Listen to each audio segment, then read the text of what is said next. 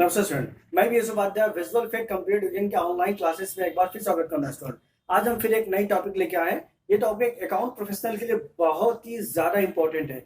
अगर स्टूडेंट आप पहली बार किसी फर्म में अकाउंट करने जा रहे हैं तो फर्म में देखिए चार चीजों को बहुत ज्यादा डेली अपडेट किया जाता है। फर्स्ट आपका परचेज सेल बिल, सेकेंड यानी परचेज सेल, और थर्ड पोजिशन आपका है कैश और बैंक। तो आज स्टूडेंट हम जानेंगे कि टैली में बैंक स्टेटमेंट कैसे मिलाया जाता है, यानी बैंक रिकॉन्सिलेशन टैली में करने का सही तरीका क्या है। तो चलिए स्टूडेंट स्टार्ट करते हैं। टैली में बैंक रिकॉन्सिलेशन मेंटेन करने का सही तरीका क्या है।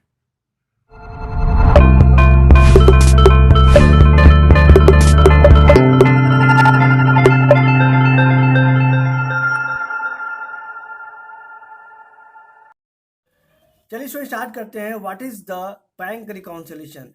In bookkeeping, a bank reconciliation is the process by which the bank account balance in and identity books of account is reconciled to the balance reported by the financial institution in the bank most recent in bank statement.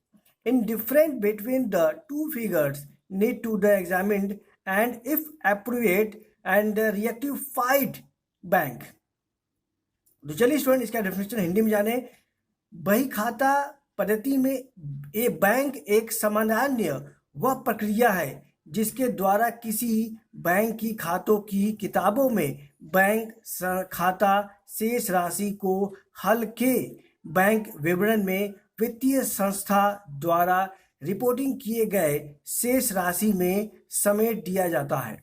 दो आंकड़ों के बीच किसी भी अंतर की जांच की जानी चाहिए और यदि उचित हो तो उसे ठीक किया जाना चाहिए। तो चलिए स्टूडेंट इसका इस्तेमाल टैली में कैसे किया जाए। तो सबसे पहले हमें जानना है कि टैली में सेट अल्टर बैंकिंग फीचर्स का एक ऑप्शन होता है जिसकी जनरल एंट्री टैली में कैसे करना है हमें स्टूडेंट। यानी आपको जाना होगा अकाउंटिंग फीचर्स में, यानी F11 फंक्शन में अकाउंटिंग फीचर्स में वहां पे इस्तेमाल करना होगा। बैंकिंग फीचर्स को आपको यस करना होगा स्टूडेंट। बैंकिंग फीचर को यस करने पे एक छोटा सा एग्जांपल मैंने आपके सामने रखा हुआ है। And goods sold to Ram electronic for following item of rupees and 4900, यानी इनको माल बेचा गया है सैमसंग मोबाइल 100 पीस और 50 पीस, जिसकी रेट ऑफ वैल्यू एक पीस का रहा 9500। और इन्होंने अलग अलग डेट पे ये चेक मुझे प्राप्त हुआ। पहला चेक 50,000 का प्राप्त हुआ है 10 तारीख को, दूसरा चेक प्राप्त हुआ है 1 लाख का, वो भी आपका 10 तारीख को है, तीसरा है 14 तारीख को 75 का चेक मिला, तीसरा आपको 20,000 का चेक प्राप्त हुआ। तो इसकी एंट्री कैसे करेंगे और इसका रिकॉन्सिलेशन कैसे करना है स्टूडेंट, टैली पे चलते हैं हम लोग। तो स्टूडेंट सबसे हम लोग पहले जैसे काम करने से पहले एक नई कंपनी बनाते हैं, उसी नाम से जो ऑलरेडी मैंने बना रखा हुआ बैंक रिकॉन्सिलेशन नाम से मैंने कंपनी बना रखा हुआ, जिससे आपको पता चले इसमें मैंने बैंक रिकॉन्सिलेशन का ही काम करना है। और इसको सेव कर लिया स्टूडेंट बनाकर मैंने। सेव करने के बाद वापस आप स्केप करके बाहर आ जाएंगे स्टूडेंट और F11 करेंगे। वहां पे आपको अकाउंटिंग फीचर्स मिलेगा। अकाउंटिंग फीचर्स में स्टूडेंट धीमे धीमे एंटर करते हुए अब राइट साइड जाएंगे तो वहां पे बैंकिंग फीचर्स का जो थर्ड ऑप्शन है जिसका नाम है सेट अल्टर बैंकिंग फीचर्स को आप यस करेंगे स्टूडेंट। यस करने पर एक दिखेगा बैंकिंग फीचर्स, तो यहाँ पे एनेबल बैंकिंग फीचर कोड को यस कर देंगे स्टूडेंट। यस करने के बाद आप डेटा को सेव करा लेंगे। सेव करने के बाद स्टूडेंट वापस आप अकाउंटिंग फीचर्स में जाएंगे, स्केप करके बाहर आ जाएंगे और बाहर आने के बाद आप कुछ लेजर्स बना लेंगे स्टूडेंट जिसका हमें रिकॉन्सिलेशन करना है। तो यहाँ पे एग्जांपल आपके सामने स्टूडेंट है, यानी राम को मैंने माल बेचा हुआ है फॉलोइंग आइटम 4,900 का। यहाँ पे मैंने राम को माल बेचा है 4,900 का, राम को माल बेचा हुआ है। तो यहाँ पे उनका कुछ लेजर मैंने बनाया हुआ है, जैसे राम डेबिट का लेजर बना दिया, राम को मैंने बेचना है, एक बैंक का लेजर बना दिया हुआ है एंड एक आपका सेल का बना दिया। ये इस लेजर के लिए मैंने तैयार कर दिया हुआ है और इसकी बिलिंग में भी मैंने कर लिया हुआ है। यानी मैंने यहाँ पे राम को मैंने माल बेचा है स्टूडेंट, आपके सामने इसकी जनरल एंट्री मैंने पास करके रखा हुआ है। Ram dear to cell F8 में एंट्री पास हुआ है 50,000 रुपए का, जिसकी वैल्यू है 2,45,000 रुपए का इनको माल बेचा गया है। तो ये जो माल बेचा गया है स्टूडेंट, इन्होंने मुझे इस माल का चेक अलग अलग डेट पे दिया हुआ है स्टूडेंट। तो जो चेक अलग दिया है इन्होंने, जैसे यहाँ पे देखिए स्टूडेंट मैंने एग्जांपल दिया, पहला चेक 50,000 का है तो यहाँ पे मैंने पहला चेक 50,000 का रिसीव कर लिया। F6 में जाएंगे और 50,000 का चेक आपने रिसीव किया, आप एडजस्टमेंट करते चलेंगे। जो यहाँ पे चेक पहला है 50,000, इंटर करेंगे। किस बैंक का चेक है, एंड एचडीएफसी बैंक का चेक मुझे मिला है, इंटर करेंगे। यहाँ पे नरेशन स्टूडेंट नीचे डाल देंगे, बिंग चेक रिसीव एंड 001 जो चेक मिला हुआ है उसको सेव कर लेंगे। और फिर स्टूडेंट अगला मुझे चेक फिर मिला हुआ है, एंड अगला चेक कितने का, देखिए 1 लाख का। तो यहाँ पे अगला चेक मैंने 1 लाख का बनाया हुआ है स्टूडेंट। यहाँ फिर F6 में जाकर एंड चेक रिसीव कर लिया हुआ 1 लाख का, ये एंट्री मैंने पास कर लिया स्टूडेंट।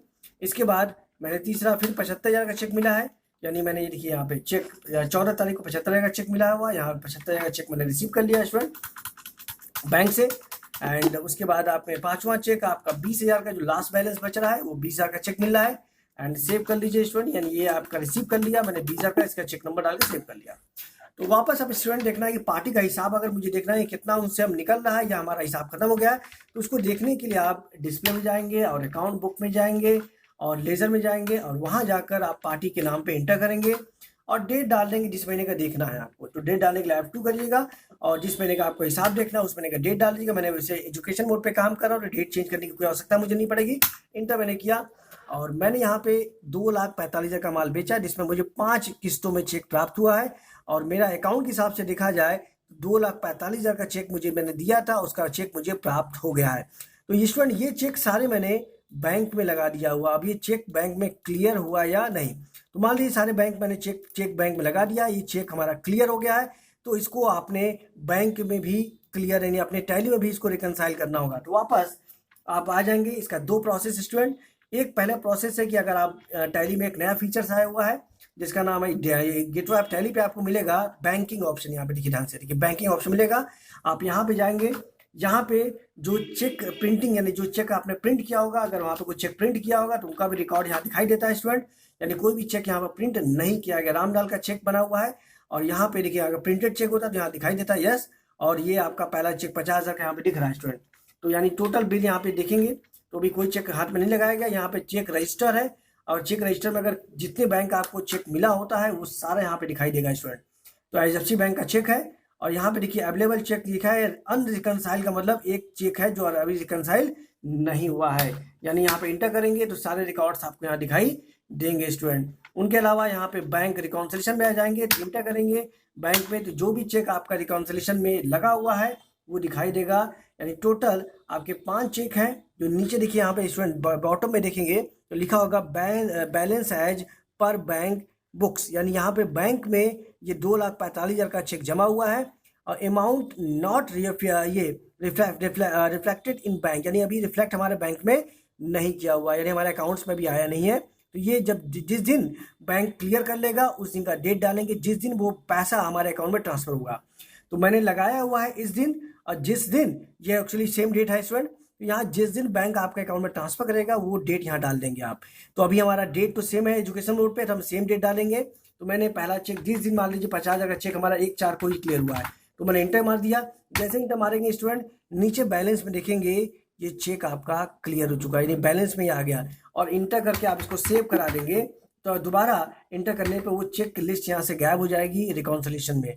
और स्टूडेंट एक रिकॉन्सिलेशन करने का तरीका और भी है, अगर आप शॉर्टकट तरीके से करना चाहते हैं तो DAL करिएगा, वहाँ पे बैंक रिकॉन्सिलेशन है, बैंक का जो खाता है उसको खोल लीजिएगा और खाता खोलने के बाद डायरेक्ट F5 प्रेस करिएगा। तो F5 प्रेस करने पे भी आप डायरेक्ट यहाँ पे आ जाएंगे। ये दूसरा तरीका होता है, जो पुराने तरीका है पहले ये था और वो नए फीचर्स में आपका बैंकिंग फीचर्स आया हुआ है। तो यहाँ पे हम मान लीजिए इस चेक को भी क्लियर कर लेते हैं, सेम डेट डालकर इंटर कर दिया। देखिए ये भी जैसे इंटर किया नीचे बैलेंस हमारा बैलेंस एज पर बैंक में बढ़ गया, 1,50,000 हो गया, यानी 1 लाख का भी चेक हमारा क्लियर हो गया। इसी तरह जो भी चेक क्लियर हो जाए यहाँ पे उनका डेट डालिए और इंटर करिए, उनकी लिस्ट यहाँ पे आपकी मतलब ये घटती जाएगी। यहाँ पे बैलेंस आपका देखिए बराबर हो जाएगा। इंटर करेंगे, इंटर एंड सेव। अब दोबारा देखिए F5 करेंगे डायरेक्ट यहाँ पे बैंक से, तो यहाँ पे एक ही चेक आपका दिख रहा है जिसमें 2,45,000 का चेक था और एक चेक पेंडिंग पड़ा हुआ 20,000 का, जो नीचे भी दिख रहा है, और 2,25,000 का चेक क्लियर हो चुका है आपका स्टूडेंट यहाँ पे। इसको भी क्लियर करना है तो एक सेम डेट आप यहाँ डालेंगे और आप इंटर करेंगे, इंटर एंड इंटर करेंगे स्टूडेंट। तो ये चारों चेक आपका क्लियर हो चुका है, यानी आपके अकाउंट्स में भी जैसे पैसा आ चुका है वैसे आपके बैंक में भी ये पैसा आपके खाते में आ चुका है। और F5 पढ़ने पर कोई भी चेक यहाँ पे रिकॉर्ड नहीं दिखाई देगा, यानी सारे चेक आपके अकाउंट्स में क्लियर हो चुके हैं। तो यही तरीका है स्टूडेंट बैंक रिकॉन्सिलेशन टैली में करने का सही तरीका। आशा है स्टूडेंट आपको समझ में आया होगा कि बैंक रिकॉन्सिलेशन टैली में मेंटेन करने का सही तरीका क्या है और उसको मेंटेन कैसे करना चाहिए। तो हर वीडियोस आपके लिए बहुत ही ज़्यादा इंपॉर्टेंट होता है, तो वीडियो को शुरू से अंत तक देखा कीजिए, क्योंकि हर वीडियोस की एक एक टॉपिक में जो चीज़ आपको चीज़ें लेके आता हूँ वो अकाउंट प्रोफेशनल के लिए बहुत ही ज़्यादा इंपॉर्टेंट होने वाला होता है स्टूडेंट। और अभी तक हमारे चैनल्स को आपने सब्सक्राइब नहीं किया है तो सब्सक्राइब कीजिए, लाइक कीजिए, जिससे कोई भी वीडियो सबसे पहले आपको प्राप्त हो। तो मिलते हैं अगले वीडियो में। आज के लिए नमस्कार।